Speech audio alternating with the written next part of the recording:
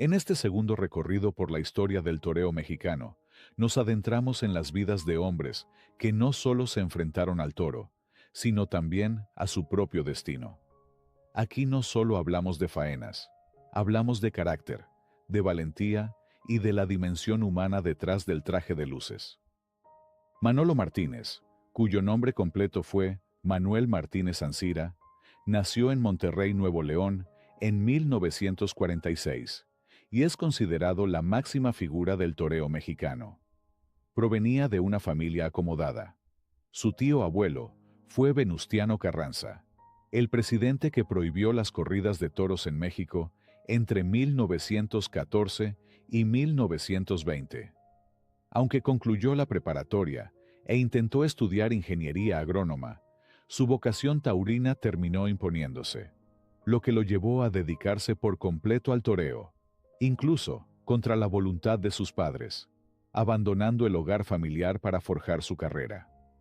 En 1965, debutó en la Plaza México, y para finales de ese año, tomó la alternativa en Monterrey de manos de Lorenzo Garza, quien reapareció expresamente para otorgarle el doctorado, con Humberto Moro como testigo. Durante ese invierno, inició su andadura internacional en Sudamérica, especialmente en Venezuela, país donde gozó siempre de enorme aceptación y en el que llegó a actuar en 65 ocasiones. Tras apenas 30 corridas como matador, confirmó su alternativa en la Plaza México el 12 de febrero de 1967, con el español Juan García Mondeño como padrino y Mauro Liceaga como testigo. Su proyección internacional se extendió a España, donde debutó el 5 de junio de 1969 en Toledo.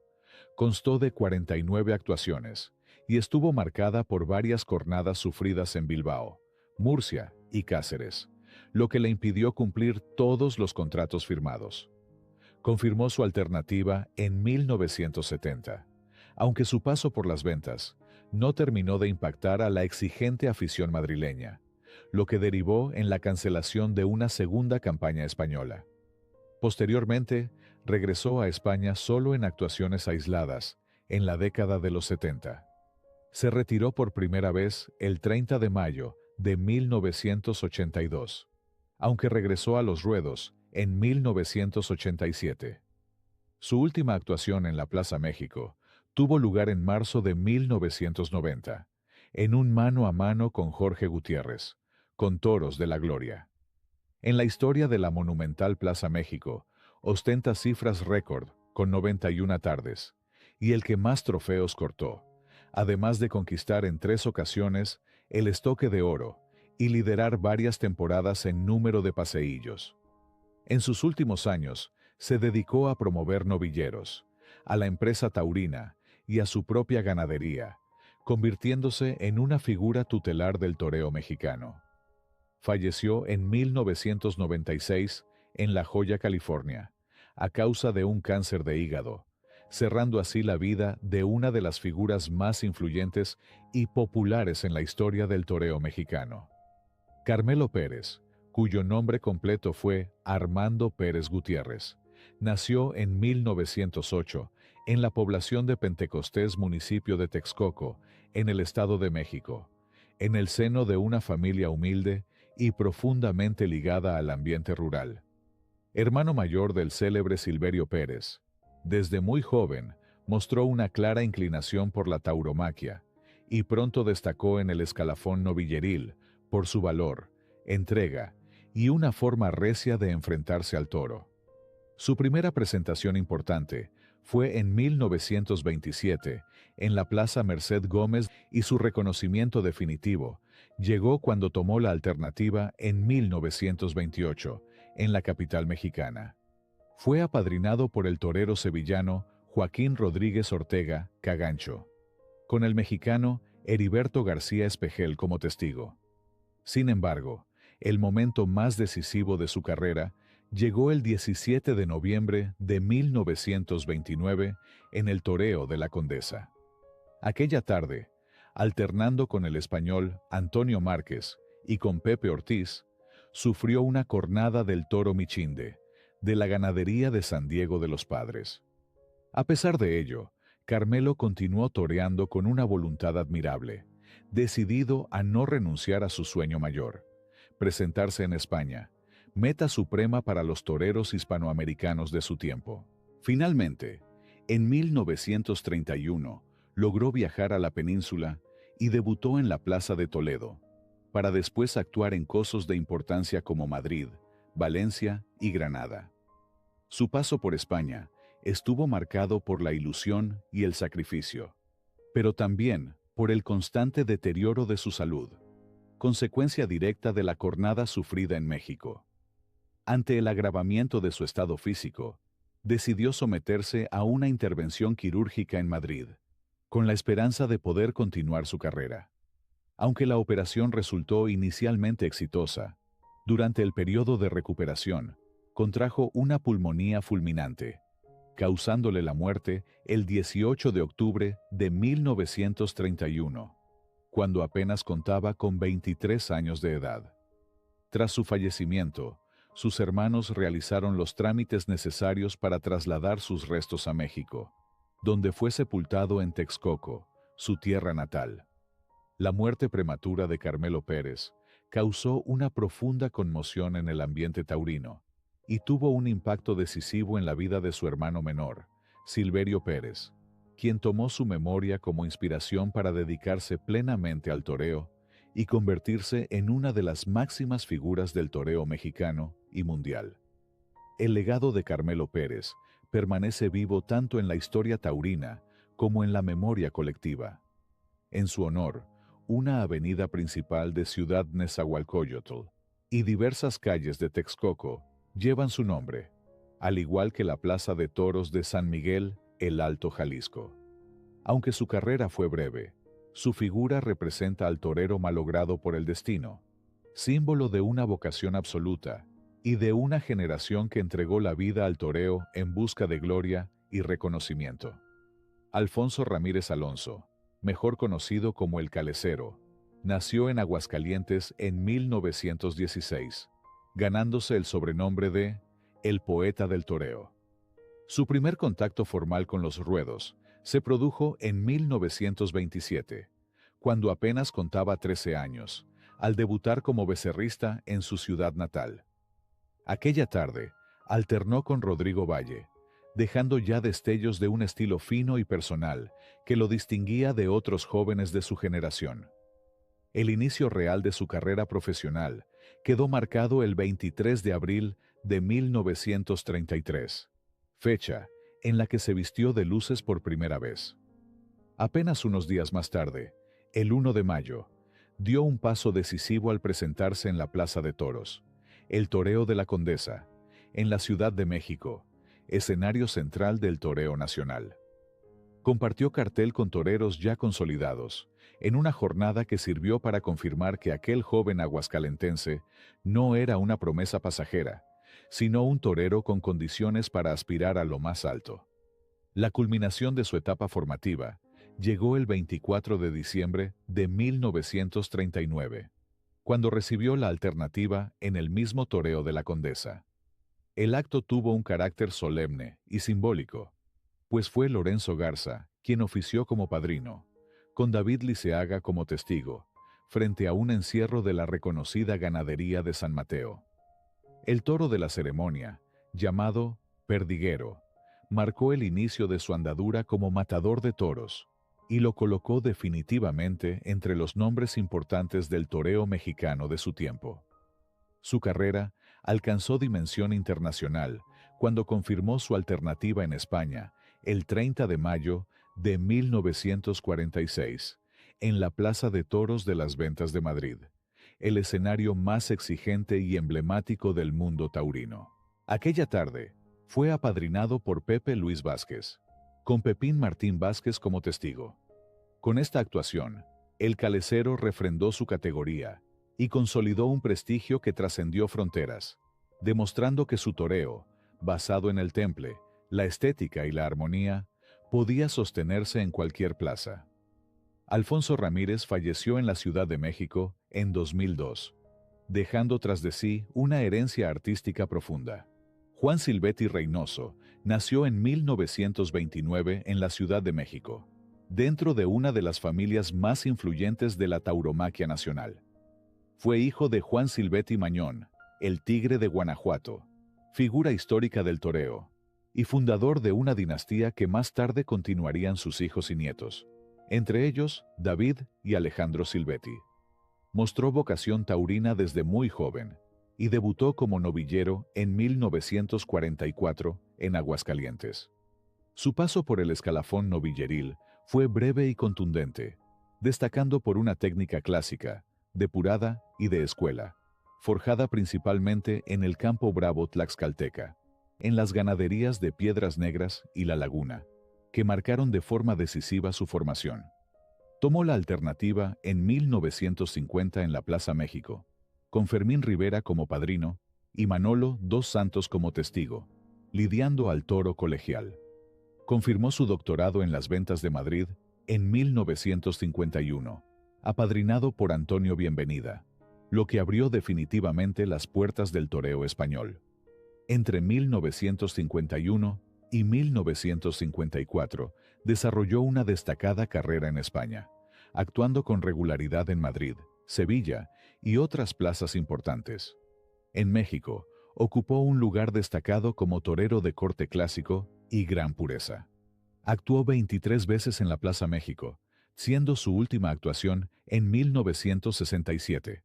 Un año después, dejó de torear de manera definitiva, aunque nunca anunció formalmente su retiro. Juan Silvetti fue reconocido como un torero de escuela, elegante, técnico y profundamente clásico, considerado uno de los mexicanos que mejor interpretó el toreo al estilo español.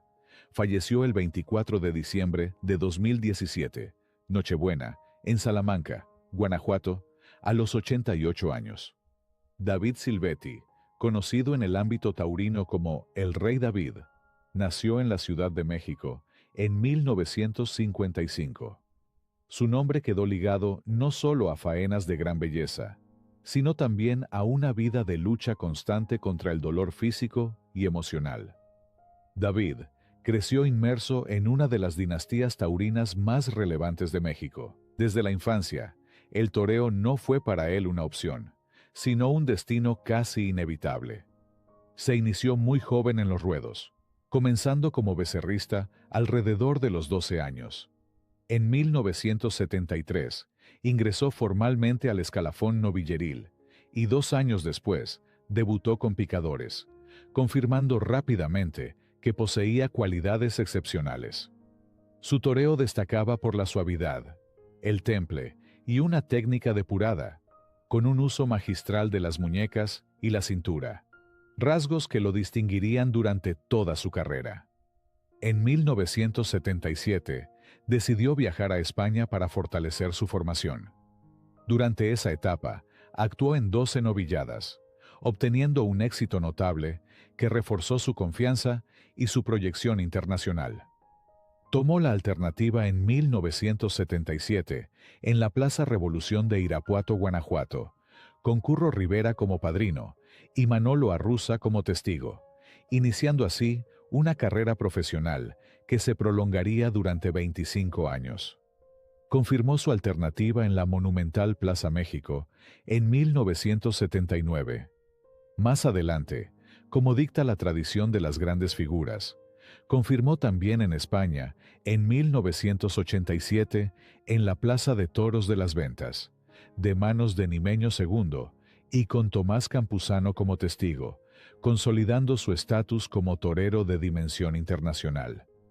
A lo largo de su carrera, David Silvetti fue un torero de personalidad arrolladora y carisma natural, capaz de conectar profundamente con el público.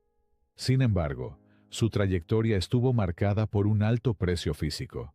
Sufrió innumerables percances y fue sometido a más de 40 intervenciones quirúrgicas, especialmente en las rodillas, lo que no le impidió mantener un estilo valiente y elegante, sostenido muchas veces más por la voluntad que por la condición corporal. En México, toreó un total de 510 corridas. A ellas se suman 8 actuaciones en plazas españolas. Entre sus faenas más recordadas, destaca la realizada el 12 de enero de 2003 en la Plaza México, una actuación de alto contenido artístico que confirmó que, aún mermado físicamente, conservaba intacta su inspiración. Sin embargo, el tramo final de su vida estuvo marcado por episodios trágicos. En 2003, los médicos le recomendaron el retiro definitivo debido a su estado de salud. Finalmente, el 12 de noviembre de 2003, en la finca familiar de Salamanca, Guanajuato, decidió no continuar más, en un acto que muchos han interpretado como la culminación de un largo proceso de sufrimiento silencioso. El legado de David Silvetti permanece como el de un torero de enorme sensibilidad artística, valor indiscutible y humanidad compleja, cuya vida y obra reflejan tanto la grandeza como el costo profundo de entregarse por completo al toreo. El Pana, cuyo nombre completo fue Rodolfo Rodríguez González, nació en Apizaco, Tlaxcala, en 1952. A los 3 años quedó huérfano de padre, circunstancia que marcó de forma decisiva su carácter.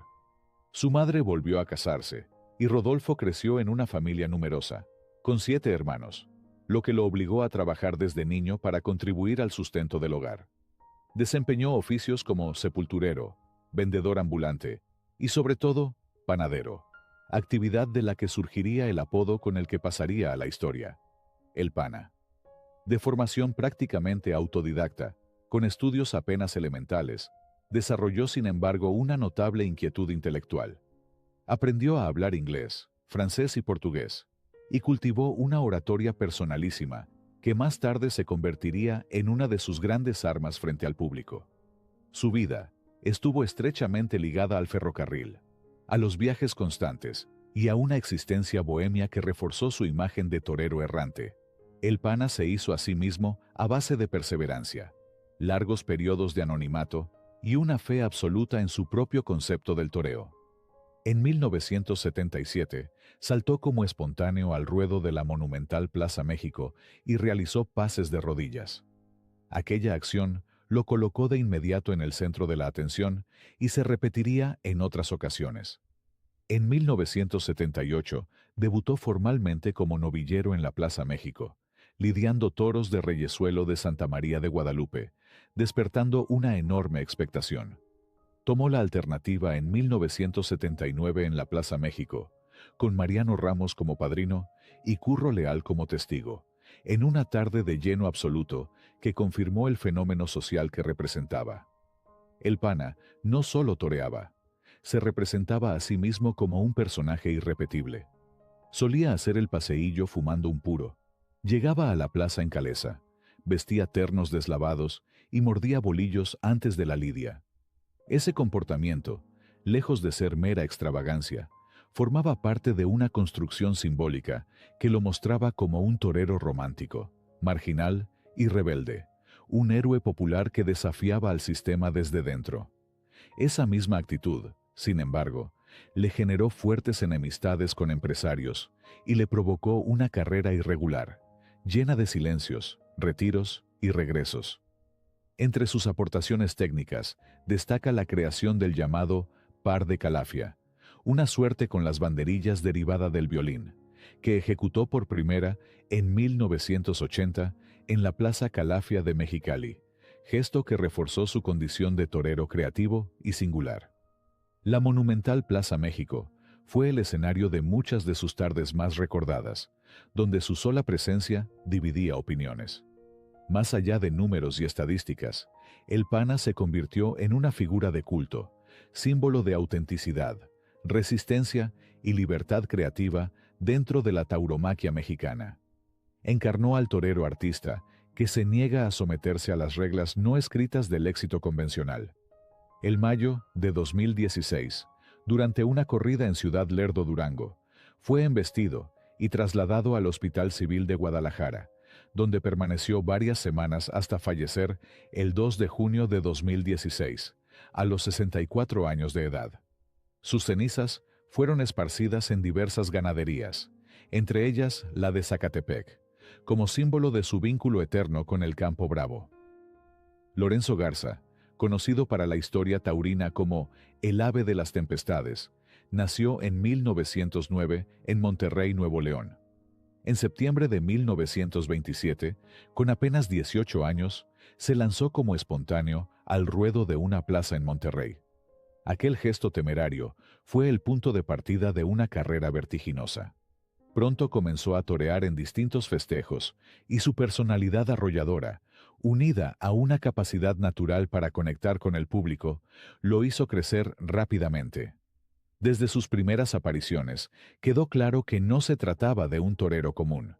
Su campaña novilleril fue brillante y lo llevó a presentarse en 1931 en la antigua Plaza del Toreo de la Condesa. Tras una serie de triunfos en plazas mexicanas, dio el salto a España y se presentó como novillero en Madrid en 1932. Ese mismo año, tras una campaña exitosa, tomó la alternativa como matador en 1932 en la Plaza de Santander, con Pepe Bienvenida como padrino y Antonio García Maravilla como testigo. Sin embargo, los primeros resultados no fueron los esperados, y, en una decisión que evidenció su carácter indomable, renunció a la alternativa para volver al escalafón novilleril, decidido a forjarse de nuevo desde abajo. Regresó a España en 1934, año fundamental en su carrera, protagonizando memorables mano a mano con Luis Castro el Soldado en la Plaza de Madrid. En una de aquellas tardes legendarias, Garza ejecutó la suerte suprema utilizando solo un pañuelo. Estos episodios consolidaron su fama de torero temerario y fuera de toda medida. Finalmente, Lorenzo Garza tomó su alternativa definitiva en 1934 en la Plaza de Aranjuez, con Juan Belmonte como padrino y Marcial Lalanda como testigo. Confirmó su doctorado en la Ciudad de México el 25 de noviembre de ese mismo año, con Jesús Solórzano como padrino y nuevamente Antonio García Maravilla como testigo. A partir de entonces, se convirtió en uno de los toreros más seguidos, discutidos y apasionantes de su tiempo, capaz de dividir a la afición como pocos. Sus triunfos fueron tan grandes como las polémicas que generó. Idolatrado por unos y rechazado por otros, Garza provocó broncas memorables que incluso lo llevaron a pasar noches en prisión. Por ello, fue bautizado como el ave de las tempestades por el periodista taurino José Jiménez Latapí, apodo que reflejaba su capacidad para desatar pasiones allí donde se presentaba. Con él no existían términos medios. O salía a hombros o provocaba el caos, pero siempre acaparaba titulares. Falleció en 1978. Su muerte dejó una profunda huella entre los aficionados, que aún lo recuerdan como el gran maestro del pase natural, un torero de personalidad irrepetible y uno de los caracteres más intensos que ha dado la historia de la tauromaquia. Luis Castro Sandoval, mejor conocido como El Soldado, nació en la Ciudad de México en 1912. Desde niño, estuvo ligado al barrio de Mixcoac, donde creció jugando a las puertas de un cuartel militar cercano a su casa, circunstancia que le valió el apodo con el que pasaría a la historia taurina: El Soldado. Años más tarde, mantendría una estrecha amistad con el periodista Jacobo Zabludovsky. Su formación taurina se dio en un contexto de escasos recursos y enorme exigencia, propio de una época en la que los toreros se curtían a base de constancia y enfrentándose a ganados duros. Tras participar en 22 novilladas, tomó la alternativa en 1933, teniendo como padrino al sevillano Joaquín Rodríguez y como testigo a David Liceaga. Sin embargo, en una decisión poco común, renunció a esa alternativa y volvió al escalafón novilleril para presentarse en Madrid en 1933. Allí surgió una rivalidad directa con Lorenzo Garza, el ave de las tempestades, que se hizo patente en una corrida que terminó convertida en mano a mano. Durante la temporada de 1934, toreó 43 novilladas, consolidando su nombre en el ambiente taurino español. En 1935, volvió a tomar la alternativa, esta vez en Castellón de la Plana, con el toro Buenas Tardes. Su padrino fue Rafael Gómez el Gallo, y Lorenzo Garza actuó como testigo. Confirmó dicha alternativa en Madrid el 2 de mayo del mismo año, nuevamente con el Gallo como padrino y Marcial Lalanda como testigo, quedando definitivamente asentado como matador de toros. Su carrera estuvo marcada por episodios polémicos, como el de 1942, donde protagonizó un escándalo en un mano a mano con Fermín Espinosa, Armillita Chico, después de ejecutar la estocada desde el burladero al, lo que provocó una protesta masiva del público, que arrojó almohadillas al ruedo. A lo largo de su trayectoria, sufrió 3 cornadas de las que se logró recuperar. El soldado destacó especialmente con el capote, ejecutando verónicas y chicuelinas de gran clasicismo, y fue además un banderillero sobresaliente. Alcanzó fama de ser el torero más caro del mundo, en su tiempo, y frecuentaba espacios emblemáticos de la vida social capitalina, como el Frontón México. En 1949, apadrinó a Manuel Capetillo en su confirmación de alternativa en la Plaza México, con Antonio Velázquez como testigo. Luis Castro Sandoval falleció en 1990 en la Ciudad de México a causa de complicaciones digestivas. Fue sepultado en el Panteón Jardín. Alfredo Leal Curí nació en 1930 en la Ciudad de México. Fue hijo de Ignacio Leal Brán, general del ejército mexicano y aficionado a la tauromaquia, quien influyó decisivamente en su vocación taurina. Alfredo cursó estudios universitarios, aunque abandonó esa formación para dedicarse de lleno al toreo. Debutó como novillero en la monumental Plaza México en 1948 y tomó la alternativa en noviembre de 1952, teniendo como padrino a Carlos Arruza. Su porte, elegancia y forma de estar ante el toro lo convirtieron rápidamente en una figura reconocida dentro del ambiente taurino, tanto en México como en España, donde alternó con toreros destacados de varias generaciones. Fue conocido por su estilo clásico y distinguido, lo que le valió el apodo de El Príncipe del Toreo. Gracias a su popularidad como torero, incursionó en el cine y la televisión a partir de 1965. Participó en 21 películas. En 1975 inició su carrera en televisión, apareciendo en algunas telenovelas, consolidándose como galán del espectáculo mexicano. Estuvo casado con la cantante Lola Beltrán desde 1954, matrimonio del que nació María Elena Leal Beltrán. A partir de 2000, comenzó a presentar problemas cardiovasculares, lo que lo alejó definitivamente de la actividad artística. Fue hospitalizado de urgencia y falleció en 2003 en la Ciudad de México. Sus restos fueron cremados en el Panteón Español. Jorge de Jesús Gleason Berumen, conocido en el mundo taurino como El Glisón, nació en 1960 en Saltillo, Coahuila. De formación universitaria como ingeniero agrónomo zootecnista, desde joven destacó por una personalidad inquieta, aventurera y orientada al reto constante. Antes de dedicarse al toreo, practicó múltiples actividades deportivas y profesionales, entre ellas el fútbol americano universitario, la charrería, el rodeo profesional y diversas disciplinas de riesgo, lo que forjó su carácter físico y mental. Su acercamiento a la tauromaquia fue tardío, pues decidió ser torero a los 24 años, edad poco común para iniciar en esta profesión. Desde sus primeras actuaciones, llamó la atención por su imagen excéntrica y su forma poco ortodoxa de presentarse. Coleta natural, ternos llamativos, medias blancas y un paseillo deliberadamente distinto al habitual. A estas formas se sumaba un valor extremo, que compensaba sus carencias técnicas iniciales y atraía al público, aunque generaba rechazo entre los aficionados más clásicos. Debutó como novillero en 1985, y su rápida popularidad lo llevó a presentarse en la Plaza México en 1986, convirtiéndose en líder del escalafón novilleril. En 1987, en Tlaxcala, sufrió una cornada que casi le cuesta la amputación de una pierna. Tras un largo proceso de recuperación, reapareció antes de cumplir un año del percance, utilizando aparato ortopédico, y volvió a colocarse como uno de los novilleros más activos del país, acumulando más de 200 novilladas y más de 400 orejas en esa etapa.